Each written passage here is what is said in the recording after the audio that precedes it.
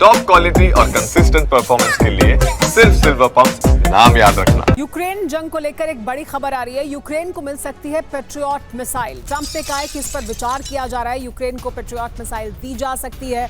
साथ ही यूक्रेन को defence system भी मिलेगा, ये कहा गया है ट्रंप द्वारा। तो क्या यूक्रेन को मिलेगी पेट्रियट की ताकत? ये बहुत अहमियत रखता है। ट्रंप ने क्या कहा है समझिए। यूक्रेन को पेट्रियट मिसाइल देने पर हम विचार कर रहे हैं। पेट्रियट मिसाइल सिस्टम मुश्किल से मिलता है। यूक्रेन को कुछ पेट्रियट मिसाइल मिल सकती है। युद्ध में यूक्रेन को पेट्रियट की बहुत जरूरत है। यूक्रेन की दरअसल मांग क्या है? मांग यह है कि जेलेंस्की काफी दिनों से पेट्रियट की मांग कर रहे हैं। रूस को जवाब देने के लिए पेट्रियट की बहुत जरूरत है यूक्रेन को। रूस की दिक्कत यह है कि पेट्रियट के आने से मुश्किलें उसकी बढ़ सकती है। काफी ताकतवर है पेट्रियट मिसाइल सिस्टम और अगर ये यूक्रेन को मिलता है तो वो रूस के लिए मुश्किल पैदा कर सकता है। लेकिन पेट्रियट मिसाइल सिस्टम का दम क्या है, उसकी ताकत क्या है और क्यों यूक्रेन की तरफ से कहा जा रहा है कि उसे ये मिसाइल सिस्टम मिलना चाहिए? और अगर यूक्रेन को ये मिसाइल सिस्टम मिलेगा तो कैसे रूस के लिए मुश्किल खड़ी करेगा, आइए ये आपको बताते हैं। दरअसल ये बहुत शक्तिशाली मिसाइल डिफेंस सिस्टम है। सबसे पहले अमेरिका का ये सबसे खतरनाक हथियार है। लंबी दूरी का एयर डिफेंस मिसाइल सिस्टम है। ये जमीन से हवा में मार करने वाला मिसाइल सिस्टम है। मिसाइल, विमान और ड्रोन को हवा में ही मार गिराता है। सबसे तेजी से ट्रैक करने में माहिर है ये। 160 किलोमीटर दूर तक ट्रैक कर अटैक कर सकता है। एक साथ कई लक्ष्यों को भी भेज सकता है। बैलिस्टिक मिसाइलों को तबाह करने में भी ये सक्षम है। पहली बार 1991 के खाड़ी युद्ध में इसका इस्तेमाल किया गया था। लेकिन जेलेंस्की रूस को लगातार चुनौती दे रहे हैं। सैनिकों की कमी के बीच यूक्रेन अपने ड्रोन और नेपच्यून मिसाइलों से हमले कर रहा है। मंगलवार की रात यूक्रेन ने प्रतिशोध लेने के लिए बड़े अभियान की शुरुआत की और फिर रूसी शहरों में कई धमाके हुए। यूक्रेन ने एक बार फिर क्रीमिया को दहलाने का प्लान बनाया है। यूक्रेन के हमले में क्रीमिया में मौजूद एक एयरबेस और नेवी बेस में धमाके हुए। यूक्रेन ने रूस के एक और तेल रिफाइनरी को नष्ट कर दिया है। यूक्रेन के टारगेट पर इस वक्त रूसी सेना के ठिकाने और वो कारखाने हैं जहां हथियारों का प्रोडक्शन हो रहा है।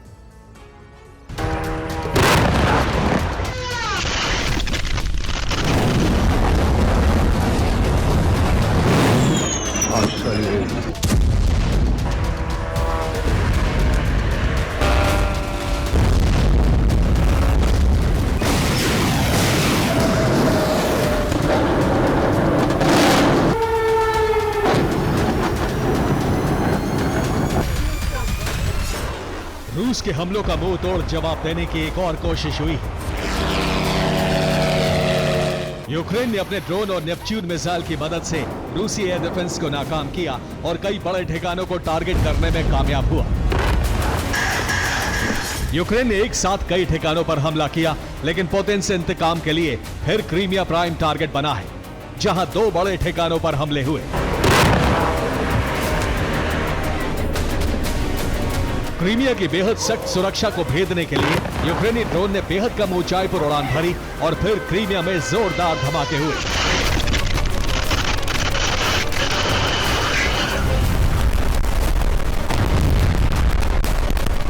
क्रीमिया की लोकल मीडिया के मुताबिक क्रीमिया में कई धमाकों की आवाज सुनी गई। जानकोई, कर्ज जैसे संवेदनशील इलाकों में ब्लास्ट हुए।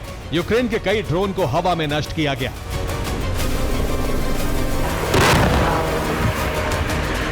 रिपोर्ट के मुताबिक यूक्रेन के सभी हमले रूसी सेना को टारगेट करके किए गए थे।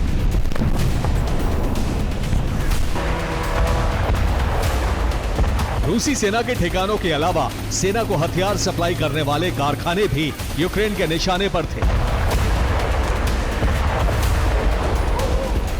शुरुआत में रूस के नॉर्थ ओसेतिया, दागिस्तान, तातारिस्तान, बशकोरतोस्तान में ड्रोन हमले किए गए।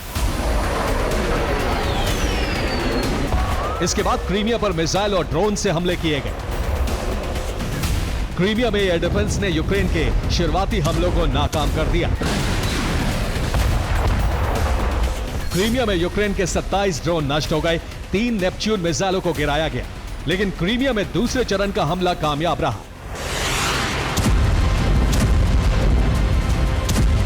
क्रीमिया में कामयाबी नहीं मिलने के बाद दूसरे चरण का हमला किया गया, जिसमें रूस को बड़े नुकसान का दावा किया गया है।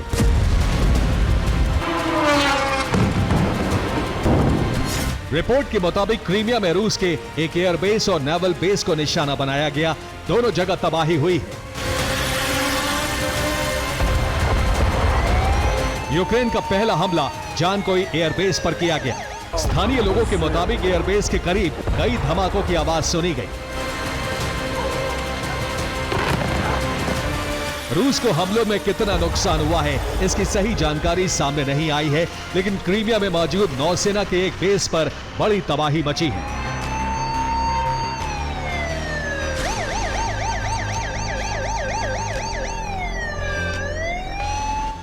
यूक्रेन के सबसे बड़ा हमला क्रीमिया के चोर्नोमोर्स्क में किया है। यूक्रेन की नेपच्यून मिसाइल से बड़ी तबाही हुई है। यहाँ पर यूक्रेन के टारगेट पर रूसी नौसेना का कमांड हेडक्वार्टर था। यूक्रेन के हमले में कमांड सेंटर की बिल्डिंग में आग लग गई है। यहाँ कई रडार और आधुनिक उपकरण भी आग में भस्म हो गए हैं। रूस के तगनरोग इलाके में यूक्रेन ने ड्रोन से अटलांट एरो प्लांट पर हमला किया। ये लड़ाकू विमान बनाने की फैक्ट्री थी। कारखाने में युद्ध के लिए ड्रोन का भी प्रोडक्शन किया जा रहा था। ड्रोन हमले से फैक्ट्री में आग लग गई, जिसकी वजह से यह हमला रूस के लिए बड़े नुकसान की वजह बना है।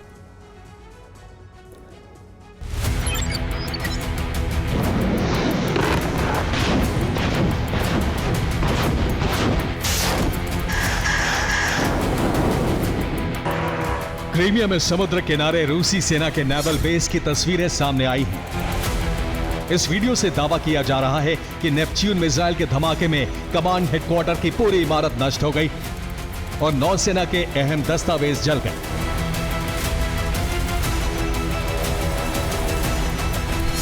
रूस को कुछ दिन पहले ही जानकारी मिली थी कि यूरोप ने यूक्रेन के जरिए रूस पर बड़े हमले की प्लानिंग की थी। रूसी खुफिया रिपोर्ट के मुताबिक रूस के कई और तेल ठिकानों पर हमले का प्लान है। रूस के सैन्य ठिकानों पर भी हमले की योजना है। रूस के एयरबेस को भी टारगेट किया जाएगा।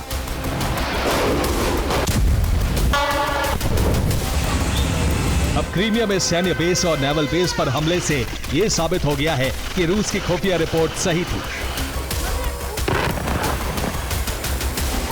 यूक्रेन ने फिर साबित कर दिया है कि रूस यूक्रेन को कमजोर समझने की भूल ना करे।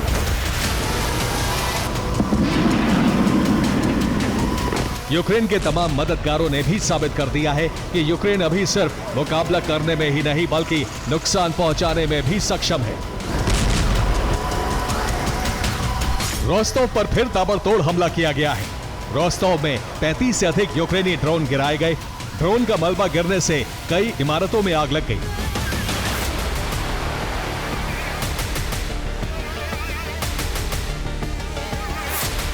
लेकिन तगनरोग और तातरस्तान में रूस हमलों को नाकाम नहीं कर सका। तगनरोग में रूस के तेल का बड़ा भंडार नष्ट हो गया है, तो वहीं तातरस्तान में रूसी सेना के लिए ड्रोन बनाने वाली फैक्ट्री क्षतिग्रस्त हो गई।